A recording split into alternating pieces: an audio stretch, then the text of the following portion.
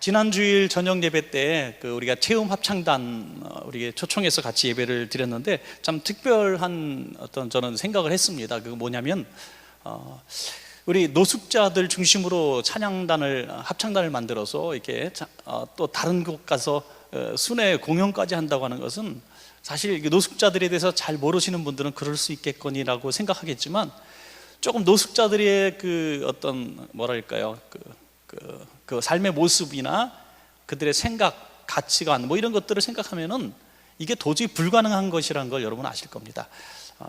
저희들이 뭐 노숙자 우리 교회에서 사역을 오래 했잖아요. 그런데 참 한때는 교회에서도 선한 마음 가지고 이분들의 자활 그리고 또 갱생의 삶이랄까 좀 그런 삶을 위해서 주민등록 없는 사람들을 찾아다가 어떻게 주민등록도 만들어주고 일자리 없는 사람들도 일자리도 넣어주기도 하고 이런 일들을 조금 했었습니다. 근데 한 번도 성공한 사례가 없었어요. 왜냐하면 그렇게 만들어줘도 그들이 정착할 생각이 전혀 없습니다. 금방 다시 거리로 나와서 사는 이런 모습들을 보면서 결론적으로는 그냥 추우니까 옷 입혀주고 또 얼어 죽지 않도록 보호소 만들어주고 또 굶지 않도록 밥 해주고 냄새나니까 목욕탕 만들어주고 이렇게 점차적으로 그냥 구호와 어떤 가장 기본적인 인권에 대한 그 부분에 우리가 노력했던 것 같아요.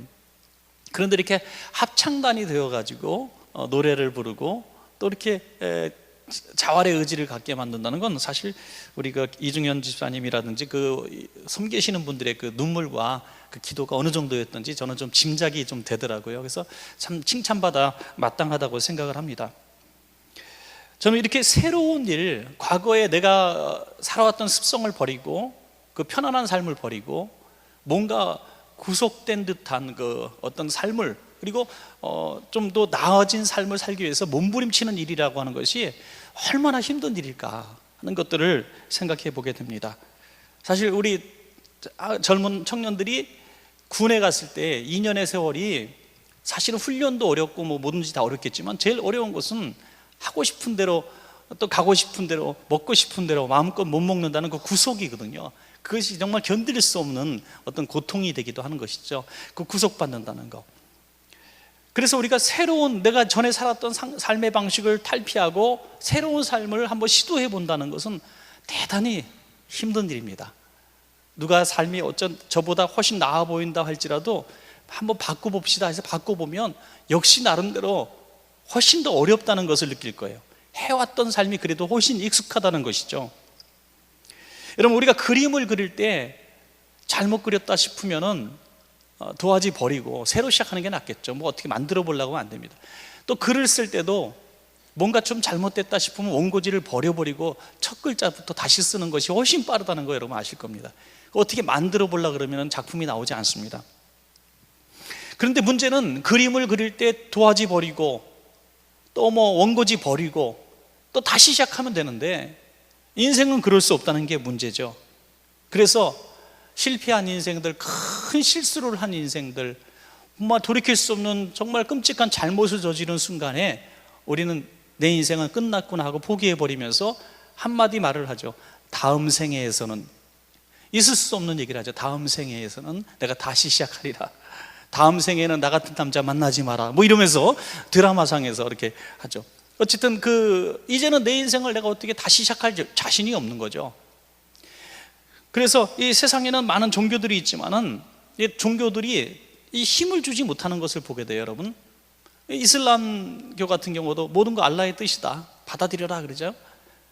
또 여러분 잘 아시는 대로 힌두교 같은 경우는 인과응보죠. 그러니까 너희가 죄진 대로 받는 거니까 받아라. 불교에서는 집착을 버리고 그냥 너 다음 생애를 생각하면서 그냥 어떤 열반하라 뭐 이렇게 말할 수가 있겠습니다. 그러니까 쉬운 말로 너 죄값을 받은 거니까 인과응보해라. 또 너 집착 버리고 그냥 참아라. 수련이나 쌓아라. 그래서 산으로 올라가라는 것이죠. 그러나 기독교에서는 뭐라고 말씀하십니까? 고린도 후서 5장 17절 말씀 보면 그런 중 누구든지 그리스도 안에 있으면 새로운 피조물이라.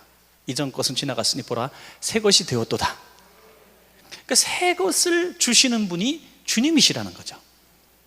그러니까 우리가 생각할 때 완전히 망가진 인생, 더 이상 새로운 삶을 시작할 수 있는 모든 근거, 또 모든 어떤 조그만 신락 같은 희망도 다 없어져 버린 그 순간이라 할지라도 주님의 손 안에 붙들리면 새로운 피조물, 거듭남의 삶을 살 수 있다는 거예요. 오늘 그러한 희망이 우리에게 있기를 주의 이름으로 축원합니다, 여러분. 그래서 이 사도 바울은 정말 망가진 인생, 과거의 인생으로 살아서 사실 그 주님을 만난 이후에 식음을 전폐하고 정말 그 요즘 유행어로 멘붕 상태로 빠지지 않아요? 야, 내가 살았던 게 이게 뭐냐, 내 인생이 뭐냐, 나는 완전히 잘못 살았구나, 나 완전히 망가진 인생 살았구나, 나 같은 사람은 정말 이 세상에서 가장 쓸모없는 존재야, 이렇게 자학을 했을 거예요. 그러던 가운데 내가 살아야 될 새로운 목표를 발견하게 되죠. 그래서 그는 빌립보서 3장 13절 이하에 있는 말씀처럼 이제 나는 뒤에 일을 잃어버리고 내가 표대를 향해서 다른 박질 친다고 이렇게 말하고 있는 것입니다, 여러분. 그래서 우리도 새로운 시작을 하기 위해서 우리는 어떻게 할 것인가. 오늘 나이가 많으신 분도 있을 것이고 젊은 분도 있을 것이고 또 어떤 무언가 새로운 일을 시작하려고 하는 분도 있을 것이고 나는 지금 할 수 있는 것이 아무것도 없다고 생각하는 그런 분도 있을 것이고 그냥 그런저런 생각할 틈도 없어요. 그냥 살아가는 게 너무너무 힘들고요. 지금 내 제일 골칫거리는 이제 신랑 오면 반찬거리 뭐 해줄까, 그겁니다. 뭐 이렇게 생각하는 분들 있을 거예요. 그러나 오늘 이 순간에 짧은 시간이나마 우리가 그리스도인의 새로운 삶이 한번 무엇인가 한번 생각해 보는 시간을 갖기를 원합니다. 먼저 하나님은 오늘 18절 말씀으로 우리에게 말씀합니다. 너희는 이전 일을 기억하지 말며 옛날 일을 생각하지 말라. 기독교는 항상 이 과거에 매이는 종교가 아니라 미래지향적이라는 거죠. 과거를 깊이 생각하지 말라는 겁니다. 과거에 무슨 일을 했던지, 어떤 삶을 살았던지, 또 어떤 죄악을 많이 저질렀던지, 그거 지금 그렇게 중요하지 않다는 겁니다. 지금이 중요하다는 거죠. 지금. 출애굽기 13장 17절 18절 보면은요 굉장히 유익한 말씀이 나와요. 바로가 백성을 보낸 후에 언제요? 430년 애굽의 노예 생활을 끝내고 이제 어쩔 수 없이 보내게 되죠. 10가지 재앙을 다 맞고선 보냅니다. 블레셋 땅에, 사람의 땅의 길은 가까울지라도 이제 가나안 땅으로 가는 길에 관통하는 지름길이 블레셋 사람의 길을 통과하는 길이 있었다는 겁니다. 그래서 그 바른 길로 갈 수 있는데도 하나님께서 그들을 그 길로 인도하지 않으시고 어디로 갑니까? 그 길로 인도하지 아니하셨으니 이는 하나님이 말씀하시기를 이 백성이 전쟁을 하게 되면 마음을 돌이켜 애굽으로 돌아갈까 하여서 하셨습니다. 그러므로 하나님이 홍해의 광야길로 돌려 백성을 인도하시매, 하나님께서 이 백성의 지금 수준을 아셨다는 거예요. 만약에 블레셋 사람의 길을 통과할 때 그들이 가지마 하고 칼 들고 막으면 어쩔 수 없이 충돌을 하고 전쟁을 해야 되는데 그들은 430년 동안 노예 근성에 사로잡혀 있었던 사람들이기 때문에 전쟁할 수 있는 훈련도 마음도 각오도 없었다는 거예요. 오직 그냥. 그래서 단결이라는 게, 어떤 분이 그런 얘기를 해요. 정신병원 같은 데서 이렇게 생활하는 분들, 이런 분들은 수가 아무리 많아도 감독관 한두 명이 충분히 이렇게 통솔할 수 있다 그래요. 그건 뭐 이제 군대도 마찬가지고요, 또 교도소 같은 데도 마찬가지고, 또 어떤 약한 허약한 사람들의 수도 마찬가지, 어린이들도 마찬가지잖아요. 무서운 선생님이나 한 사람이 큰 소리 치면 다 굴복하잖아요. 그것처럼 아무리 수가 많아도 단합되지 못하고 한마음 품지 못하는 공동체는 다 오합지졸이 될 수밖에 없다는 겁니다. 그러니까 이스라엘 백성이 수는 많지만은 전쟁에서 이길 확률은 거의 제로에 가까웠다는 것을 우리는, 하나님은 아셨습니다. 그런데 하나님의 뜻은, 하나님의 그 선하신 마음이 어디 있었냐면 그들이 전쟁에서 지고 이기고를 떠나서 마음에 두려움이 생겨가지고 애굽으로 돌아갈 마음이 생길까 봐 하나님은 두려워하셨다고 말씀하고 있습니다. 그래서 홍해길로 인도하셨다는 거예요. 홍해는 하나님이 열어주시고 이스라엘 백성이 지나갈 때 닫아주시는 거죠. 다시 말해서 애굽 땅으로 다시 돌아갈 길을 하나님은 다 막아주시는 것이죠. 다시 옛생활로 돌아가는 것을 하나님은 너무너무 두려워하시고 싫어했다는 것입니다.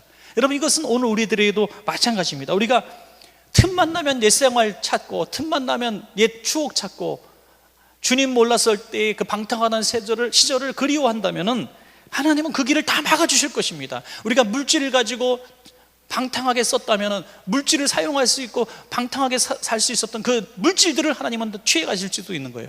우리가 건강 때문에 악한 일을 일삼았다고 하면 그 건강 때문에 악한 길 갈까 봐 건강을 막을 수도, 우리가 쇠약하게 할 수도 있다는 것입니다.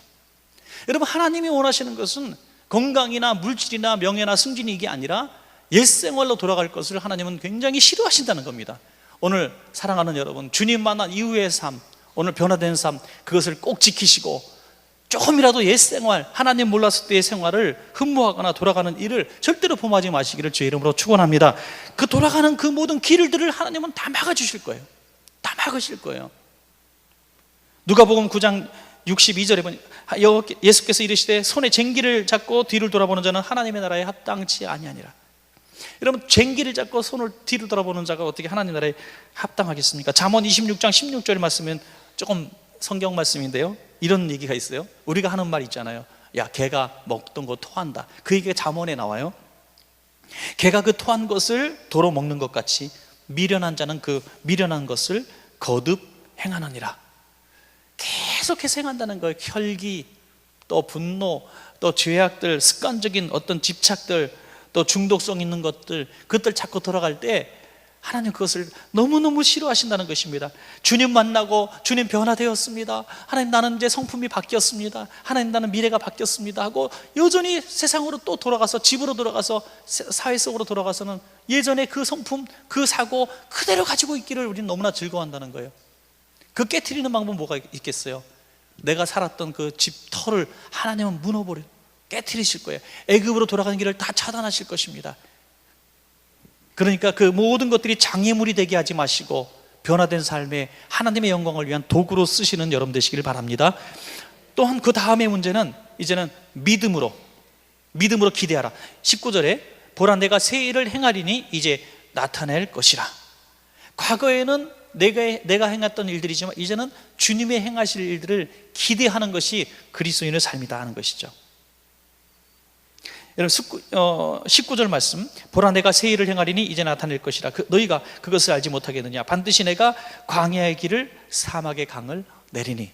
그 기대할 만한 일들이 뭐냐? 광야의 길과 사막의 강을 내겠다. 이것은 도무지 상상할 수 없는 일이죠. 우리 생각으로는 도무지 꿈꿀 수도 없는 일, 생각할 수도 없는 일이죠. 그것을 하나님께서 허락하시겠다는 거예요.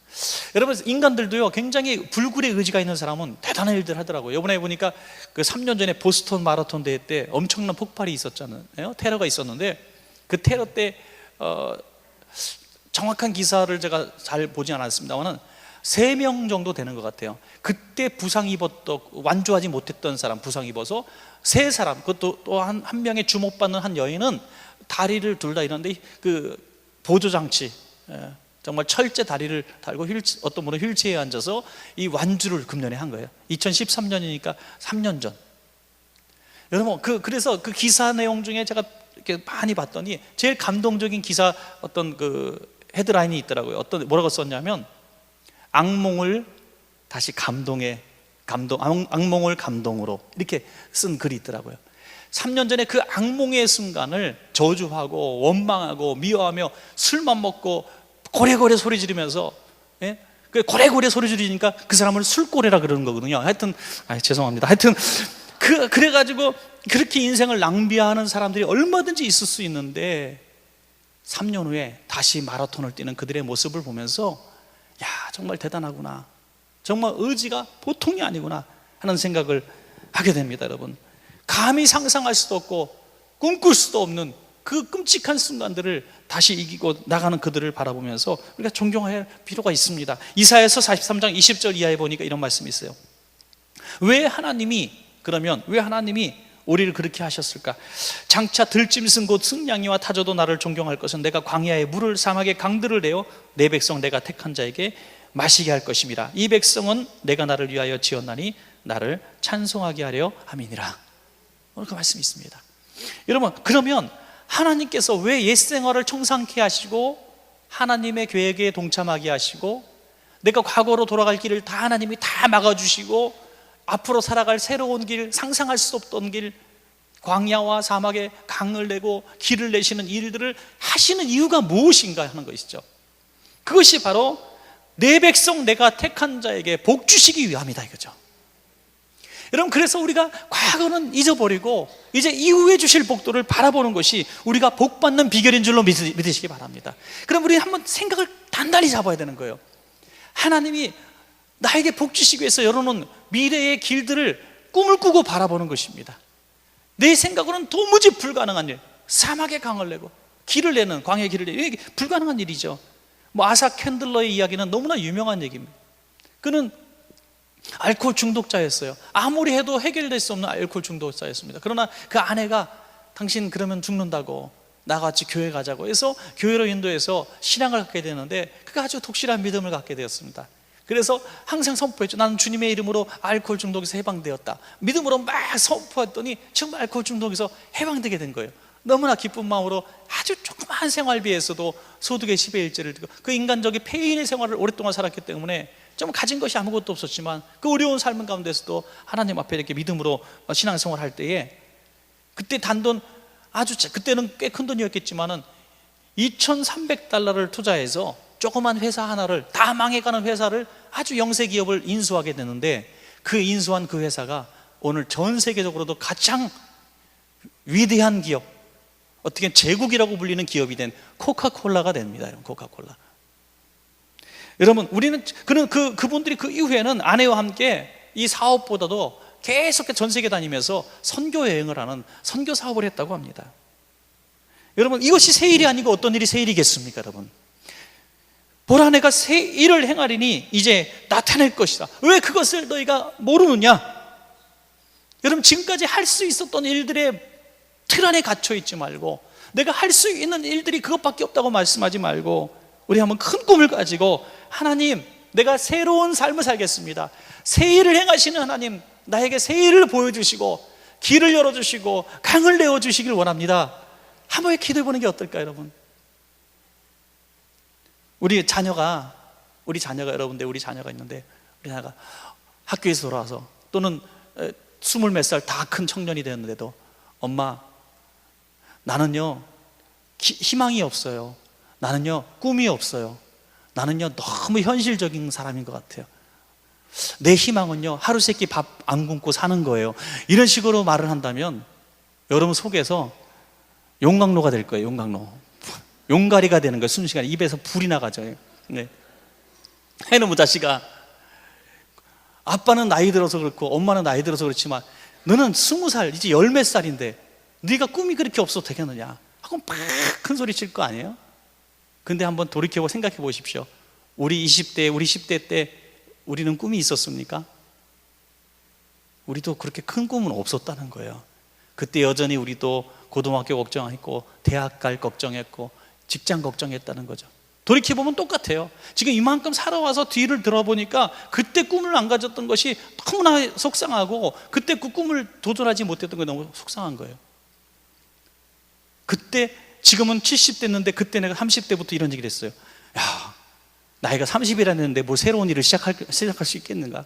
40대여서 내 나이 40이나 되는데 뭐 새로운 일을 시작할 수 있을까? 그럼 그렇게 우리가 지내올 수도 있었지 않겠는가 하는 것이죠.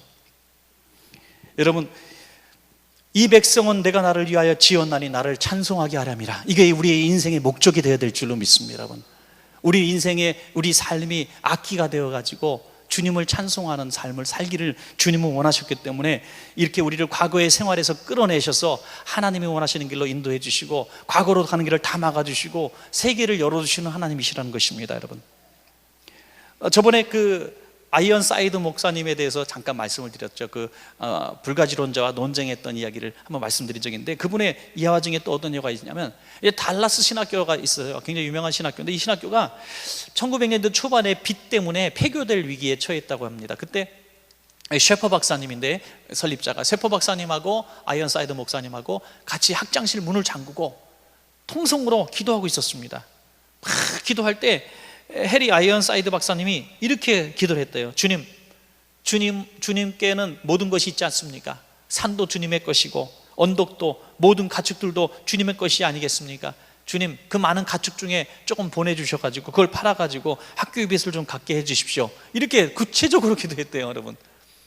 그런데 진짜 희한한 일은 기도 중에 카우보이 모자를 쓴 어떤 사람이 들어오더니 마차 2대에 가축을 싣고 시장 가서 그걸 다 팔았어요. 마차 2대분의 가축을 팔았어요. 큰 돈입니다. 그런데 이걸 가지고 투자할 어떤 투자처를 찾고 있었는데 성령님께서 그 마음에 감동하셔서 이 후학을 교육 사업에, 이 신학교에 네가 투자해서 하나님의 종을 기르는 일에 이 일을 써라. 성령님이 강력하게 이 사람에게 말씀하셔서 지나치지 못하고 학장실에 찾아온 것이에요. 그래서 이 학장실에 녹화하고 비서가 놀래가지고 들어갔을 때 막 기도가 예수님의 이름으로 기도했습니다, 아멘 하고 끝나고 있더라는 거죠. 그때 아이언 박사님이 그런 얘기를 했대요. 세포 박사 어깨를 치면서 보십시오, 주님께서 방금 가축을 파시고 수표를 보내주셨습니다, 이렇게 이야기를 했다고 합니다. 이게 얼마나 큰 믿음입니까 여러분? 우리 원천교회는 지금부터 이 믿음을 가지고 살아갈 수 있으면 불과 1년 후, 5년 후, 10년 후 우리 교회와 우리 성도들의 미래는 바뀌어 있을 줄로 믿습니다 여러분. 정말 저는 속상하고 좀 소원이 빨리 이루어지지 않아서 답답한 것 중에 하나가 우리 교회 안에서 정말 큰 기업가가 불같이 일어나고 정말 우리 학생 청년들이 정말 이 세상을 깜짝 놀라게 할 만한 인물들이 나오고 말이죠. 뭐 정보통신이라든지 어떤 분야에서든지 어떤 교육 분야에서든지 어떤 의료 분야든지 어떤 사업이든지 어떤 뭐 자선 사업이든지 정말 매스컴을 깜짝깜짝 놀라게 할 만한 선한 일들이 나타나서 어떻게 이런 위대한 일을 할 수 있었습니까? 그러면 제가 담임 목사님한테 교육을 참 잘 받아서 그랬습니다, 이렇게 하면 얼마나 좋아. 예. 정말 꿈이고 소원이고 정말 열망인데 그게 잘 안 되는 게 너무나 속상해요. 그래서 외부에서 정말 유명한 사람, 많은 돈 많은 사람, 또 뭐 권세 있는 사람이 다 와서 우리 교회 성도가 되는 것도 참 좋겠지만 우리 어린아이부터 주일학교 때부터 막 이 바닥에서 뛰어놀던 아이들이 그런 위대한 인물이 되는 꿈을 우리는 정말 꾸어야 되지 않겠습니까 여러분?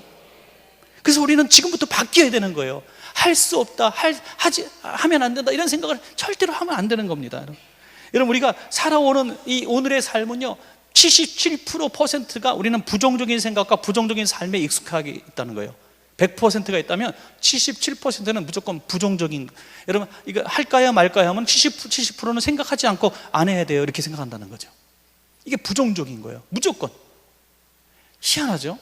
긍정적인 게 77%면 얼마나 좋겠는데 이 77%가 부정적인 거예요. 그래서 우리가 18살 이하의 아이들에게 부모님들이 조심해야 될 거 뭐냐면, 한번 오늘부터 생각해 보세요. 머릿속에 18살 이하의 아이들에게 엄마 아빠가 부정적인 영향을 77% 심겨주고 있다는 증거라는 거 하는 것이죠.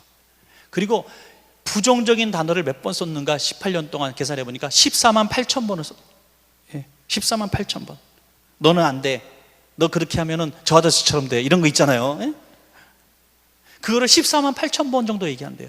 그러니까 아이들이 18살 이전에 이미 부모로부터 나는 할 수 없다, 나는 부정적이다, 나는 왜 모양이냐, 나는 이 모양 이 꼴이야, 나는 부모님을 부끄럽게 하는 사람이야, 이런 생각들이 가득 차 있다는 거예요. 나는 직장 생활도 못 할 거고, 나는 대학도 못 갈 거고, 나는 좋은 남자 좋은 여자 만날 수 있는 사람도 못 되고, 나는 외모도 형편없고, 나는 늘 언니보다 못하고 동생보다 못하고, 이 부정적인 사고 속에 77%가 꽉 무장되어 있기 때문에 교회에서 하나님이 당신을 도와주실 겁니다, 하나님이 당신 편이 되십니다 해도 아멘이 안 나오는 거예요. 여러분, 믿음이 벌써 없는데, 속에서 희망이 없는데 무슨 믿음이 나오겠습니까? 아멘이 나오겠습니까? 어떤 앵무새 키우는 집사님이 퇴근할 때마다 아이고 죽겠다, 이게 앵무새 보고 인사한 거거든요. 그러니까 앵무새가 맨날 아이고 죽겠다 따라하는 거예요.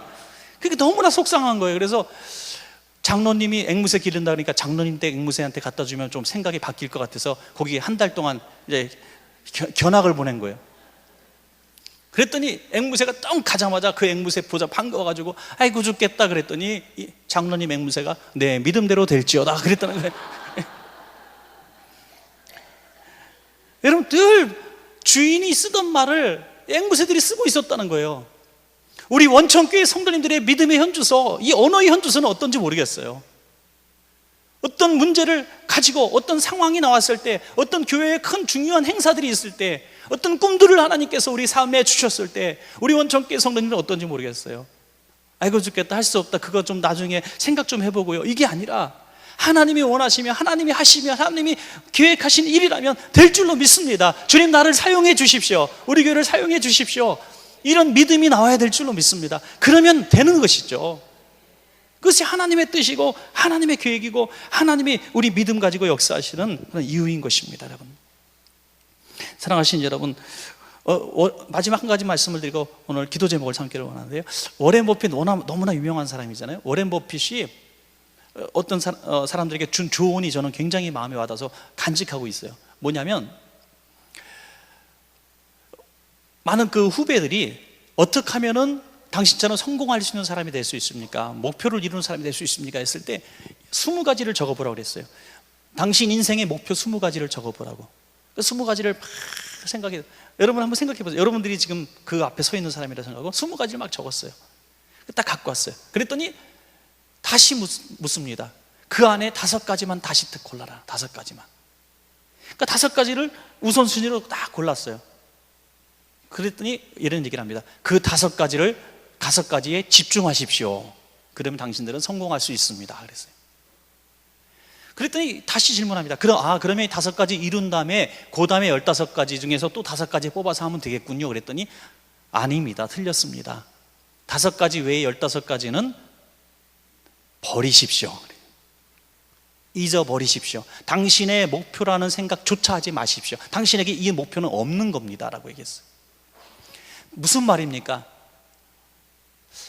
텔레비를 보자니 숙제 안 한 게 생각나고, 숙제하자니 영어 공부를 해야 되고, 영어 공부하려니까 저녁을 안 먹었어. 이게 꼭 국어 시간에 산수책 공부하고, 산수 시간에 수학이 산수구나. 또 윤리 공부하고, 윤리 시간에 도시락 까먹고, 뭐 이런 친구들. 항상 우리가 그렇지 않습니까?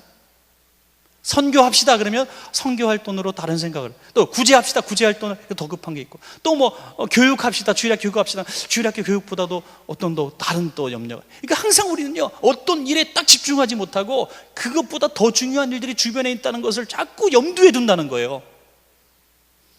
여러분, 우리 사람이요, 딱 죽음을 앞에 두면 답이 굉장히 단순해진다고 합니다. 여러분, 굉장히 인생이 복잡해서 지금 너무너무 생각해서 복잡해서 머리가 아프고 잠도 안 하고 불면증에 시달리는 분들 너무너무 많을 거예요 지금. 그죠? 그래서 강사님들이나 신유 집회 갔을 때 늘 우리 머리를 복잡하게 하는 정신적인 우박이나 질병들, 또 불면증, 신경성 위장병들, 이런 것들 막 그런 기도가 굉장히 많아요.